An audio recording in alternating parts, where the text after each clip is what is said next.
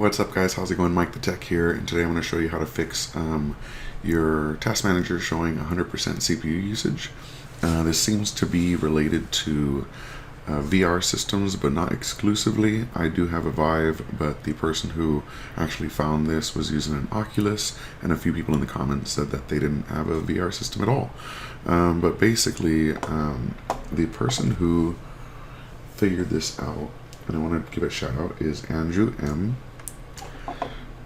So Andrew M. here in 2016 had an issue, and he came back and responded with how he fixed it, and thankfully it worked for me as well. I really thought I had a virus. I had actually gone in and checked all the processes, and nothing was adding up to 100%. I stopped all the startup programs. I went into my services.msc, and I couldn't find anything in there either. I even created a new user on my account and logged into that new user, and it still said 100%, and I even went into safe mode and it still said 100%. So I was freaking out. I tried resetting the computer and it didn't work, so I actually did more research and figured out that this fix actually works.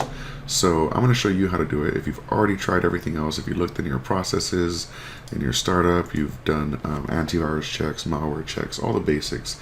If you've done all the basics and you still have 100% CPU usage, your idle settings may have been stuck like this, so it disables idling, and you want to fix that basically.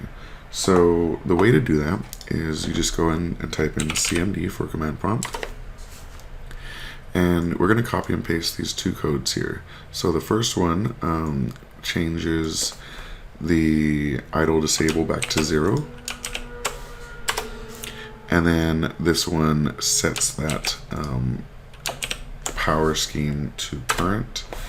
And you should notice that the CPU usage goes back to normal from 100% down to whatever percentage your current scheme is using.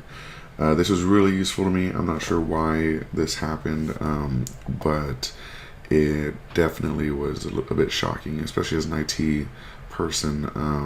I've come across a lot of issues in my time, and I always kind of thought it was something else, but I've never come across this issue before.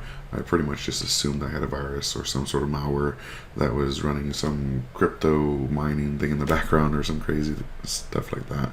But it was actually just power configuration bug. So this is an easy fix. 2 lines of code. I'll put it down in the comments or in the description below. Be sure to leave a comment if this worked for you. Alright, thank you so much for watching, and peace. Oh, and thanks to Andrew M.